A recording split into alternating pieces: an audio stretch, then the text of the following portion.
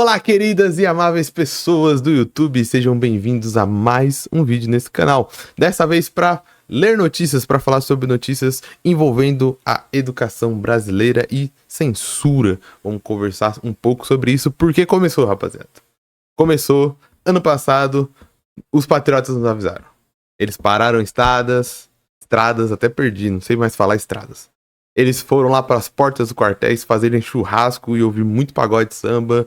O Paulo Cogos lá ficou fazendo vídeo, cantando, rezando, para nos avisar sobre a censura, sobre o comunismo que ia chegar. E chegou. Chegou a censura no Brasil, dessa vez chegou com tudo. Governo de Santa Catarina determina censura de livros em escola, veja a lista. A Secretaria de Educação de Santa Catarina divulgou, em ofício na terça-feira, que 9 livros serão retirados da biblioteca das escolas estaduais. Segundo o documento, as obras serão armazenadas longe do alcance escolar. O estado é governado por Jorginho Melo, do PL. O partido do comunismo, né? Partido do socialismo. O partido de esquerda, né? Eles têm um partido de esquerda nesse país, é o partido do Jorginho Melo, né? O PL, que é totalmente socialista, totalmente comunista, totalmente governista, chegou pra censura. Mas, brincadeiras à parte, a gente queria conversar um pouquinho sobre essa notícia e para apresentar algumas ideias sobre isso. Primeiro de tudo, eu acho que essa notícia, ela traz um aspecto muito interessante de como a direita... Eu uso direita maluca, mas se ofender alguma pessoa que seja de direita, me desculpe. E se alguém se ofender com isso, eu paro de utilizar. Mas é no sentido do meme. É no sentido do meme e pra representar melhor essa questão da direita bolsonarista. A gente pode falar direita bolsonarista pra ficar melhor, eu acho que menos ofensivo, né? Que é a questão de que eu ouço muito num podcast chamado Medo dele em Brasília, que ele toca muito um áudio de uma pessoa falando que essa direita faz um tipo de ataque muito interessante, que é acusar os outros, nem só a esquerda, acusar todos aqueles que não estão com a direita bolsonarista, porque isso é uma coisa muito interessante que a gente tem sempre que notar. A direita bolsonarista está fazendo cisões dentro da própria direita ela briga. Então, por exemplo, você tem hoje visivelmente uma briga entre, por exemplo, na internet, pelo poder da comunicação na internet, de MBL e direita bolsonarista. É uma briga dentro da própria direita. Eles acusam os outros de fazer aquilo que eles fazem ou querem fazer. Essa direita, esse tipo de poder autocrático, tá sempre acusando o outro lado daquilo que ele quer fazer. Então, o Bolsonaro sempre acusava o PT, a esquerda, de censura, de corrupção, de manipular o Estado, de colocar nepotismo no Estado, de querer controlar o Estado, mas era ele que estava fazendo isso a todo momento. O filho dele, que era vereador, trabalhava dentro do governo. Os amigos dele foram trabalhar dentro do governo, colocou o exército inteiro dentro do governo. Tinha denúncias e denúncias de corrupções. Teve um monte de portarias e de MPs que envolviam só a parte dele, só a parte de armamento, se brigava por um monte de propostas que era só pra direita maluca, só pra direita bolsonarista. Se teve questões de censura, se teve a Secretaria de Comunicação, pesquise, isso é já sabido, né? Teve até uma planilha de Excel com comunicadores da internet que eles trabalhavam como se fossem inimigos dele. Como se fossem pessoas que eles deviam censurar. Então eles sempre acusam o outro lado. E aqui eu não tô fazendo uma defesa do outro lado. Não tô falando pra você acreditar piamente no outro lado. Só tô falando que eles sempre acusam os outros de fazer aquilo que eles fazem. Então era essa direita que reclamava sempre da escola, e muita coisa na escola, que vai proibir, e que não pode ensinar criacionismo na escola, que é censurado, cristofobia e tudo mais. Daí, quando um governador desse assume o estado de Santa Catarina, ele faz uma medida totalmente de censura, né? E é um governador que é do partido do PL, do partido do Bolsonaro, e é um governador que teve um ato falho muito engraçado na CPI do Covid, né? O Jorginho Melo tomou muita projeção na CPI do Covid lá em 2021, e que ele tem um ato falho que fala muito sobre essa direita e muito sobre esse PL, que foi no depoimento do ex-governador do Rio de Janeiro, que eu já esqueci o nome, aquele governador que ganhou porque falou que era parceiro do Bolsonaro e foi isso, né? Mas que depois sofreu impeachment lá no Rio de Janeiro, e a gente até esqueceu o nome dele, que é esse vídeo aqui. O senhor está apoiando um governo que é fascista e que se demonstrou antidemocrático. Mas de mão limpa, né? E o senhor não, né? Quem sabe? Vamos ver. Entendeu? Vamos então, ver.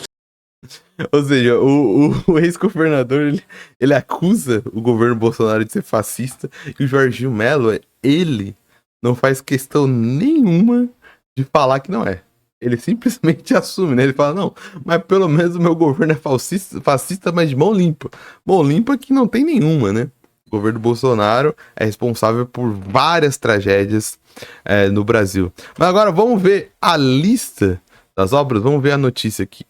Determinamos que as obras listadas abaixo sejam retiradas de circulação e armazenadas em local não acessível à comunidade escolar, disse o ofício assinado pelo Supervisor Regional de Educação, Valdemar Rossen Jr., e pela Integradora Regional de Educação, Anilese de Santos de Medeiros. E, se eu não me engano, aqui no final a gente tem a lista dos livros que foram censurados lá pelo governo. Vou até mudar minha câmera para vocês poderem ver. E aqui é outra parte da educação, né? A primeira parte que eu disse lá atrás foi do poder político e de como a gente consegue ver nessa notícia algo que esse poder político que é hipócrita e nada a ver com o que eles defendem, porque eles defendem a liberdade deles. Essa é uma grande notícia e uma grande demonstração de que esses governos alinhados a essa direita bolsonarista é um governo de liberdade para eles. Isso que a gente tem que sempre pontuar. É liberdade de expressão para essa mistura de um cristianismo meio freestyle e um liberalismo meio freestyle e um conservadorismo meio freestyle. Por que eu falo meio freestyle? Não porque eu quero passar de arrogante inteligente, mas é tudo meio raso. É tudo sem aprofundamento. O único intelectual que eles conseguem aprofundar mais, e aqui eu tô falando não da população que defende esses políticos, mas desses políticos, é o Olavo e olha lá, mas eu acho que nem o livro do Olavo eles leram, tá ligado? É uma defesa muito difusa de todas essas questões. É um cristianismo que não se sabe muito bem se eles são cristãos de verdade, ou é um cristianismo só de performance. É um liberalismo também que não faz sentido nenhum, porque quando fala de liberdade de expressão, é só a liberdade deles. Se você for falar de qualquer obra de arte que seja diferente do que eles veem de mundo, eles vão querer censurar. É só pesquisar sobre como, por exemplo, o MBL até hoje trata funk, como o MBL até hoje tratou obras de artes que não modernistas, que são num estilo bem diferente, como eles tratam qualquer pessoa que seja mais progressista, tá ligado? Só você ver, é uma liberdade para eles, é uma liberdade dentro da perspectiva deles. E em segundo plano, essa questão da educação, como eles veem a educação como algo muito, muito, muito, muito, muito, muito estranho, né? Porque muitas dessas obras, apesar delas terem um conteúdo pesado no sentido de não ser obras infantis, elas são obras que estão dentro da categoria etária de muitos adolescentes, sabe? É lógico que, por exemplo, It a Coisa. It a Coisa não vai estar numa biblioteca do ensino fundamental 1 para crianças do primeiro ano. Talvez não esteja numa biblioteca do ensino fundamental 2. Mas ela é uma obra, se a gente for pesquisar aqui, é uma obra que ela tem uma indicação, quer ver? Classificação. O problema é que eu acho que livro não tem, né? Não sei escrever indicativa. Ó, mas pegando o próprio filme, se a gente for pegar a indicação do filme pro livro, é menores de 14 anos. It a Coisa. É um livro que inspirou um filme para menores de 14 anos. Qualquer pessoa dentro do ensino médio é menor de 14 anos. Sabe? Laranja Mecânica também inspirou um filme um pouco pesado. O filme, acho que pode ser até mais pesado graficamente do que o livro. Mas o livro daria para um adolescente conseguir consumir. Os 13 Porquê tem assuntos sensíveis, mas é um livro infanto-juvenil. O 13 Porquê é um livro que o público dele é um infanto-juvenil. Donnie Darko. Donnie Darko é um filme, ó, você pegar Donnie Darko, é que, de novo, o livro eu não vou achar, mas se colocar Donnie Darko, classificação indicativa. 14 anos também. Um livro que daria tranquilamente pra estar numa escola de ensino médio. Só que acho que os outros, o intuito de censurar foi os nomes, né? Coração Satânico, Ed Lauren Warren, o Warren, cara, até o casal Warren, pra quem não manja, o casal Warren, que é famoso pelos filmes Invocação do Mal, eles que inspiram, foram censurados pelo governo de Santa Catarina do Sul. Exorcismo, um filme clássico, e um livro clássico. Os 13 Porquê, de novo, o Diário do Diabo, Os Segredos de Alfred Rosenberg, o maior intelectual do nazismo, que é um livro, pelo que eu vi, pelo que eu entendi, é um livro biográfico, né? Não é nem um livro de apologia ao nazismo, nem nada do tipo, mas é um livro para falar sobre uma questão, né? Os Segredos Nunca Antes Revelados do Diário de Alfred Rosenberg, o maior intelectual do nazismo, que é, então... É um livro falando sobre a perspectiva desse cara do nazismo, nem é um livro da perspectiva que defende o nazismo. Isso é muito prejudicial. Por quê? Porque é lógico que quando a gente fala de educação, e principalmente educação para menores, educação de menores, a gente tem que ter cuidado primeiro com a nossa linguagem, primeiro com a faixa etária que a gente está falando, e primeiro com o conteúdo que a gente está falando. Mas meio que dentro da pedagogia não existe assunto proibido. Não deveria existir. E esse é um primeiro passo de censura.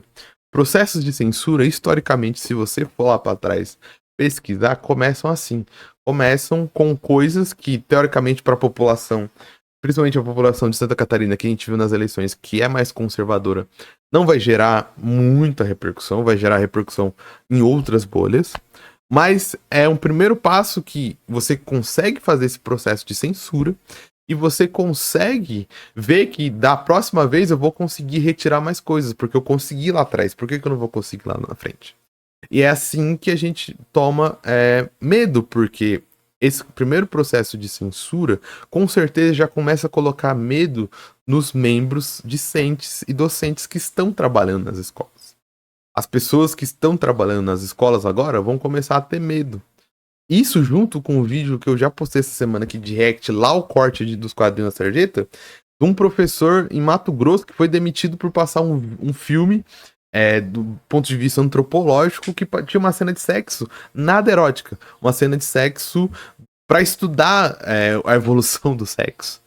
Então isso dá um medo principalmente na cabeça dos docentes. De que tipo de coisas eu posso trabalhar ou não. Porque, principalmente os bons docentes, eles têm noção de que nenhum assunto é proibido ou deveria ser proibido dentro da sala de aula. A sala de aula é justamente para isso. Para você conversar sobre os assuntos.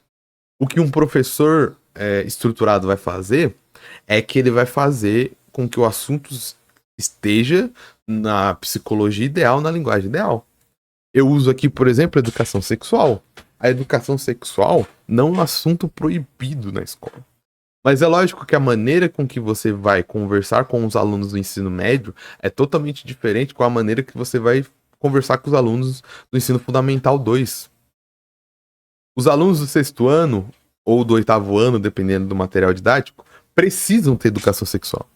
Mas é lógico que a linguagem, os temas e a psicologia que você vai usar como professor tem que ser totalmente diferente da linguagem, da psicologia e dos temas que você vai falar com alunos do ensino médio, do 3º ano do ensino médio, entende? Tô usando esse exemplo para te falar. Pô, o assunto suicídio é mega problemático, é uma merda. Porque eu falo aqui do livro Os 13 Porquê. Sim, é uma merda. Mas não pode ser um assunto proibido, principalmente com os adolescentes. A gente tem que conversar sobre eles. E um livro sobre isso pode ajudar eles a refletir sobre essas questões. Violência que você vai achar em It, demônios que você vai achar em Exorcismo, religião que você vai achar em Exorcismo, é complicado? São assuntos sensíveis? São. Mas, cara, não pode ser assunto proibido na educação. A educação tem que ser uma porta aberta para a construção de pontes críticas do conhecimento. E muitas das vezes a fantasia, o romance, a ficção, ela nos ajuda a trabalhar tudo isso. Exorcismo é um baita livro que vai falar sobre fé, sobre falta de descrença, sobre perder a sua fé, sobre dores, sobre mudança de transição. Sabe? Essa censura, além de ser perigosa politicamente, ela também é perigosa pedagogicamente, porque enfraquece a pedagogia do estado de Santa Catarina do Sul.